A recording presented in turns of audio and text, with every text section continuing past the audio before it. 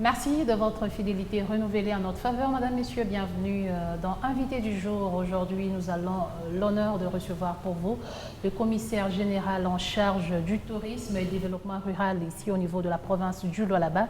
Il s'agit de Joseph Chimwanga à qui nous disons bienvenue et bon retour en province. Merci beaucoup. Merci, madame. Joseph Chimwanga, vous êtes commissaire du tourisme au niveau de la province. Ça fait presque 8 mois que vous êtes à la tête de ces commissariats. C'est quoi votre politique? Merci beaucoup pour l'opportunité que vous me donnez de passer sur cette chaîne, ce plateau de Mikuba TV. En ma qualité du responsable du développement rural et du tourisme, je m'inscris dans le programme du gouvernement qui est chapeauté ou guidé par son Excellence Madame la gouverneure.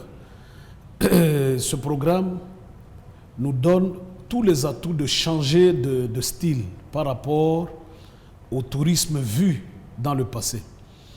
Nous avons estimé aujourd'hui que le tourisme devra absolument être considéré comme un palier dans le cadre de la diversification, n'est-ce pas, de notre économie. Parce que quand vous allez ailleurs, vous vous rendez compte que le tourisme est en train de faire nourrir et même de tenir tous les aspects financiers de certains États. Et n'oubliez pas que les Émirats arabes, ce sont des États, bien sûr, il y a la matière première, le pétrole, mais ils sont dans un état désertique. Mais ils ont transformé leur espace pour en faire aujourd'hui une destination touristique. Et pourquoi pas le Congo qui est pratiquement un mystère. Et moi je dirais pourquoi pas le Lualaba. Pourquoi pas le Lualaba? Parce que je suis dans le Lualaba. Nous sommes pratiquement une destination pour le tourisme. J'ai eu l'occasion avant de sillonner l'Europe et d'autres pays africains d'aller d'abord découvrir ce que nous avons en réserve, nos potentiels en termes de sites touristiques. Il y en a par milliers, mais il y en a qui nous donnent du fil à retordre, qui nous donnent des impressions incroyables de la nature. Voilà pourquoi je voulais initier dans mon département aujourd'hui que le tourisme soit rentable. Nous pouvons faire beaucoup de choses sur le plan économique à travers le tourisme. Déjà qu'on veut faire du tourisme le deuxième pilier du développement, et je pense que vous avez évoqué vos voyages que vous avez faits. Comment trouvez-vous le tourisme au niveau de la province étant numéro 1 dans ces secteurs? Disons que nous sommes encore en train de faire des tout petits pas, mais quand vous observez ce qui se passe sous d'autres cieux, je parle ici de la France qui est un pays touristique par excellence, avec des admirations ou des attractions telles que la Tour Eiffel, qui n'est qu'un amas de ferraille, mais qui attire beaucoup de touristes. J'ai vu comment est-ce qu'ils ont dompté leur fleuve, qu'ils appellent la Seine, mais nous avons un fleuve majestueux, n'est-ce pas? Qu'on peut exploiter également. Oui, mais qu'on n'a pas encore dompté. Vous voyez, et ils ont la Seine et ils ont construit tout le long de la Seine, et cette Seine coupe contourne la France pour créer ce qu'ils appellent Île-de-France. Nous aussi, vous verrez que nous avons juste construit les villes, les communes, les cités autour des mines. Disons, je parle ici des installations minières. Non, les choses doivent changer. Dans les jours qui viennent, nous devons aller construire nos bâtiments, nos résidences au bord de notre fleuve, au bord de nos rivières. Nous avons beaucoup. C'est ça qui attire les touristes. Et c'est vrai, en grosso modo, j'estime aussi que les mines constituent une entité touristique. On peut aussi visiter ce que nos amis ont creusé. Je parle ici par exemple de la mine de Kamoto, Cove, hein, oui, la mine à ciel ouvert. Ça peut attirer des touristes pour comprendre ce qu'a été nos réalités. Mais sur le plan économique, il faudrait que les mines soutiennent ou sous-tendent le développement rural et même le tourisme par conséquent. Donc, je voudrais aujourd'hui, et d'ailleurs au niveau de la province, nous sommes en train de le faire, nous voulons donner un autre sens au tourisme. Et puisque vous voulez donner un autre sens au tourisme, vous êtes le patron de ces secteurs. Quels sont les efforts fournis par le gouvernement provincial en général, dont vous vous représentez dans ces secteurs, qui sont palpables à ces jours dans le sens du tourisme? Là, je dois louer les efforts de Madame la gouverneure. Hein. Au fait, je vous donne un exemple. J'ai fait des discussions avec elle. Nous voulions d'abord délimiter ou clôturer tout ce que nous avons comme site touristique. Okay. Je suis à Dilolo, j'ai visité les pierres précieuses ou mystiques de Mwakandala. Okay. Mais vous allez voir que ce site est voué pratiquement dans la nature sans protection. N'importe qui peut y aller. Et qui n'est même pas valorisé. Ce n'est pas valorisé. Alors nous sommes en train de travailler dessus. Nous voulons d'abord clôturer ce site, n'est-ce pas, qui présente un intérêt majeur par rapport au tourisme. Il n'y a pas que ça, nous avons des sites, des cascades et des chutes. Je suis oui, mais là je suis d'abord dans les cascades de Tchatouta, je suis à Mouchacha. Je crois que dans les jours qui viennent, nous avons déjà évolué avec l'entrepreneur. Nous voulons construire là-bas des bungalows. Je crois que nous ne voulons pas faire de discours pour rien, mais nous avons déjà un entrepreneur qui va construire plus de 20 bungalows. C'est-à-dire nous allons attirer des touristes. Parce que j'étais très mal en point lorsque j'ai reçu les touristes qui sont venus d'Afrique du Sud. Ils ont voulu passer par surcroît de Kolwezi jusque d'Ilolo et traverser l'Angola. Nous n'avons rien à leur donner, n'est-ce pas? Mais au moins, ils ont eu l'occasion d'aller visiter Katebi. Et là, je passe dans la concession GPM. Qui est privée d'ailleurs. Oui, qui est privée. Tant mieux, parce que le tourisme n'est pas seulement public. Je suis le chef du département du tourisme. Il y a des initiatives publiques, mais la plupart, ce sont des initiatives privées, n'est-ce pas, qui concourent avec ce que l'État est en train de faire. Mais alors, en ce qui nous concerne, nous voulions mettre le bouchée double, que l'État prenne d'abord ses responsabilités, et c'est ce que nous faisons au niveau de Tchatouta. Et puis finalement, je crois que j'ai aussi discuté avec Madame la gouverneure. Nous sommes en train de revaloriser le monument du soldat inconnu. J'ai ouï dire ici, on a vendu, non mais... Ah oui, gens... ça fait débat. Non, ça veut dire on voit des tôles, ce monument... Moi, je suis un actif de Kolwezi. Je connais ce que représente ce monument. Ce monument démontre ce que nous avions vécu à Kolwezi dans les années 77 et 78. Les deux guerres du Shabbat à l'époque. Alors, c'est en mémoire de soldats tombés, expatriés comme nationaux, qu'on est allé construire ce monument, qu'on appelle le monument. Nous, à l'époque, on appelait ça monument du 14e brigade. Okay. N'est-ce pas? Aujourd'hui, du soldat inconnu. Oui, ce monument est resté délaissé. Alors, je veux lui donner une nouvelle robe. Je voudrais que les enfants qui iront là-bas dans les jours qui viennent, je préfère d'ailleurs que les vacances de Pâques ou les grandes vacances, les enfants iront là-bas apprendre. Donc vous voulez marquer aussi votre passage à la tête de ces ministères. Ah oui, mais bien sûr, je ne peux pas passer au département du tourisme sans laisser une empreinte. Je voudrais que les enfants, les étudiants, les élèves vont là-bas pour comprendre pourquoi ce monument. Parce que les gens pensaient que c'est un cimetière. Non, il n'en est pas question. Ce n'est pas un cimetière. Les caveaux sont vides.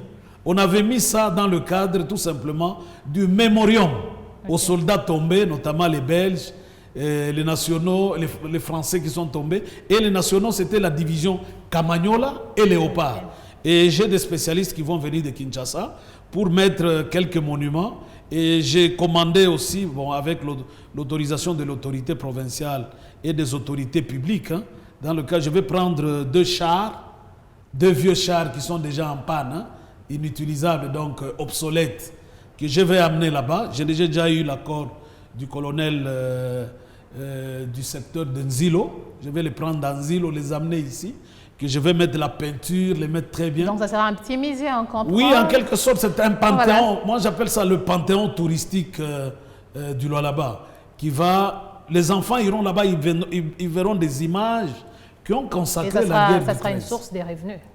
Oui, mais parce qu'on ne peut pas... D'ailleurs, il y aura un takeaway là-bas. Nous allons y mettre des toilettes. Nous allons y mettre, nous allons forer. Il y aura un très bon jardin où parfois vous passerez des émissions correspondantes dans cet espace. Je voudrais marquer ce passage. Voilà, vous venez tout récemment d'un voyage appelé Salon touristique en France. Et c'était quoi l'objectif?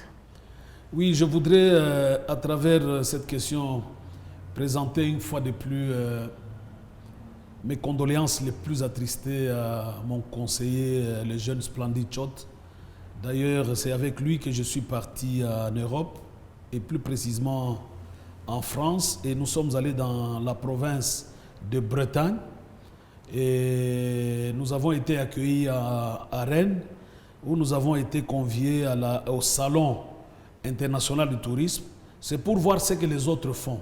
Il y a de l'art, il y a les images, il y a des portraits, il y a l'écrit, il y a eu beaucoup de choses que nous avons découvertes. Et j'ai aimé cela. D'ailleurs, j'en ai parlé aujourd'hui. J'ai eu une réunion avec les responsables de la foire internationale de Kinshasa, parce que nous voulons dans les jours à venir ici amener une foire qui sera gérée évidemment par le Kinshasa, une foire où nous pouvons aller exhiber nos valeurs. Nous avons beaucoup de choses à donner. Mais j'ai compris une chose, je crois que j'ai fait ça dans le cadre de mon rapport et mon chef m'a compris. Il n'y a pas de tourisme sans voie routière. Et c'est pourquoi d'ailleurs je me bats dans le cadre de mes attributions.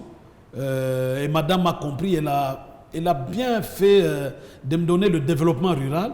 Parce que pour le développement rural, je m'occupe également de la route des dessertes agricoles. Ces routes déversent sur le site touristique. Donc si on comprend bien, les infrastructures font partie des difficultés auxquelles le tourisme évite. Oui, bien sûr. Sans infrastructure, vous n'avez pas de tourisme. Nous pouvons avoir des sites extraordinaires. Vous avez déjà été à Cayo.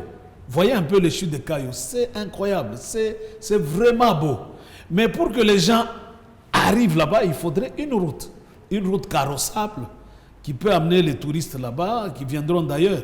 Et c'est là où j'étais très content quand j'étais à Dilolo. J'ai compris que je pouvais amener les touristes de Dilolo, les Angolais, les amener à Mwakandala. Là, nous sommes à la frontière avec l'Angola. Je peux les amener dans d'autres sites. Il y a beaucoup de sites. Il y a des sites à Kapanga, il y a Dial d'Ampembe, il y a beaucoup de sites dans le territoire de Lubudi, à Muchacha, à Sandoa, à Kapanga et à Dilolo. Et parlons de ce rendez-vous. Qu'est-ce que le Lualaba a présenté ou a vendu? Oui, je suis allé d'abord vendre, j'avais un spot. J'ai vendu les images du Lualaba. Heureusement pour moi, j'étais la seule province à représenter la RDC. J'ai vendu les images et j'étais convié à une conférence. J'ai tenu une conférence de quelques bonnes minutes où j'ai présenté les atouts et les possibilités et même la destination aujourd'hui que tous ces Français viennent au Lualaba. Par exemple, lequel? J'ai présenté les cascades de chez nous. J'ai présenté les mines, n'est-ce pas? J'ai eu des images des mines. J'ai présenté tout ce que nous avons comme potentialité en termes du tourisme. Et donc, j'ai vendu ma province et j'ai demandé pour que les visiteurs, d'ailleurs, je suis en contact avec plusieurs personnalités françaises et même canadiennes. Ils veulent absolument venir au Lualaba pour voir de près ce que nous avons. Et j'estime, à mon humble avis, les choses iront très facilement. Et puisque vous parlez de l'arrivée de certains étrangers, c'est quoi les retombées après? À quoi nous, province, nous devons nous attendre après la participation de la province à ces salons touristiques? Les touristes ne viennent pas les mains vides. Moi-même, je suis allé comme invité. J'ai amené des devises. Je pars avec l'argent dans un pays. Parce qu'on ne peut pas accepter que quelqu'un vienne au Congo, au Lualaba, sans argent. Ils viennent avec des devises. Ils achètent nos produits d'art. Ils achètent, ils louent les hôtels, les restaurants. Tout ce qu'ils font là, ce sont des devises qui entrent. Donc c'est un avantage pour la province. Un avantage incroyable. En tout cas, il y a de l'organisation ailleurs. Les hôtels, les guests, les restaurants, les cafés, et tout ce que vous connaissez trouvent leur rentabilité et par conséquent payent des impôts à l'État. Donc l'État y tire des bénéfices. Je voudrais en arriver aussi là-bas. Il faudrait que Vous savez, ailleurs, tout est payant. Tout est payant. Même pour faire le petit besoin, vous devez aller payer. Vous êtes sur la voie publique, ils ont conçu des lieux de stationnement de repos. Vous allez là-bas, vous trouvez un cafétéria, des toilettes, où il y a des douches. Vous payez, vous vous lavez et vous continuez votre voyage. Donc nous pouvons faire de même. À vous entendre parler, on sent le souci de faire développer la province économiquement parlant. Alors, est-ce qu'un jour, la province peut-elle compter sur ces secteurs pour générer des recettes? Je ne vous cache pas, je suis très déterminé et d'une manière intrépide que si nous y mettons le bouchée double, nous révalorisons le tourisme, nous aurons beaucoup d'argent. Je vous donne seulement un exemple. À côté de vous, ici, il y a un rond-point où il y a des effigies de différentes personnalités. Malheureusement, je suis en train de discuter avec l'autorité. On doit les mettre dans des vitrines. Pour le préserver. Oui, je voudrais rentrer sur ce rond-point, lui donner une autre robe. Vous savez, tout le monde rentre sur ce rond-point. Pourquoi rentrer seulement ici déjà? C'est beau. Non, pourquoi pas aller à des endroits, par exemple le monument Kadogo, les Kadogo qui ne plus d'ailleurs. Je n'ai pas terminé. Je voulais seulement vous dire ce que nous avons. D'abord, ce que nous avons. Il faut revaloriser. Vous verrez que les gens qui vont sur le rond-point ici, ils y vont sans façon. Certains vont là-bas juste pour salir. Lorsqu'ils prennent leur sucré et tout ça, ils laissent. Non, nous allons clôturer d'une manière à ne pas cacher la beauté du rond-point. Mais tous ceux qui passent là-bas, ça doit être payant. Les photographes, quand ils font de belles photos là-bas et des bonnes images, je préfère que ce rond-point doit survivre. Et nous devons garder cela. D'ailleurs, ce n'est pas encore suffisant. Je crois qu'il faut lui donner un autre monument qui reflète l'âme de Kolwezi. Et l'âme de Kolwezi, ce n'est pas tout simplement ce qu'on a mis sur le rond-point Mwangeji. D'ailleurs, je discuterai avec le maire de la ville de Kolwezi. Je suis un natif de Kolwezi, je comprends ce que Kolwezi représente. Nous voulons donner l'âme. Vous savez, quand vous entrez dans toute ville, vous n'irez jamais à Paris sans passer par Tour Eiffel. Sinon, vous n'avez pas été à Paris. Et puis maintenant, vous augmentez Versailles, et ainsi de suite. Donc, quand vous venez à Kolwezi, vous devez passer au rond-point communément appelé anciennement Malou, qui est aujourd'hui le rond-point de l'indépendance. Quand vous venez à Kolwezi, je voudrais, avec ce que nous sommes en train de faire à l'entrée de Kolwezi, Madame le maire est en train de déployer ses efforts pour que nous ayons un échangeur. Il n'en existe pas deux au pays. Est-ce que vous savez cela? Nous aurons un échangeur qui va pratiquement desservir le quartier Golf, le quartier Jolicite. C'est ce qui sera un site de plus dans oui, votre mais bien secteur. sûr. Et quand ils viennent, ils vont rencontrer le monument du soldat inconnu. D'ailleurs, j'ai proposé à madame, moi, je voudrais que le tourisme, mon département, s'approprie la route Likasi. Nous devons... Il ne faudrait pas qu'il y ait des cambistes à côté, comment on les appelle, les Kadhafi. Non.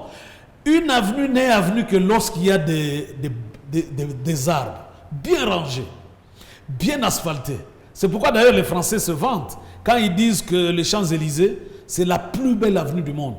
Avant, je pensais que c'était de l'orgueil, mais quand j'étais au niveau de l'Arc de Triomphe, je regarde la nuit, comme le jour, le rangement des avenues, le rangement des arbres, les pavements. On sent que le voyage vous révolutionne. Oui, bien sûr, c'est pourquoi d'ailleurs madame voulait que je puisse découvrir l'autre monde. J'étais à Moscou, j'étais à Saint-Pétersbourg, j'étais en Hollande, j'étais en Allemagne. Je suis passé pratiquement dans ces pays-là. J'ai compris leur force, c'est de créer. Je voudrais que la ville, l'entrée de la ville, à partir de Moussompo, quand vous venez, vous sentez que vous êtes en train de rencontrer l'âme de la ville de Kolwezi. Merci Joseph Chimwanga, c'était un plaisir pour moi de vous recevoir. Je rappelle que vous êtes commissaire en charge du tourisme au niveau de la province et bonne suite de programme sur Mikuba Télévision.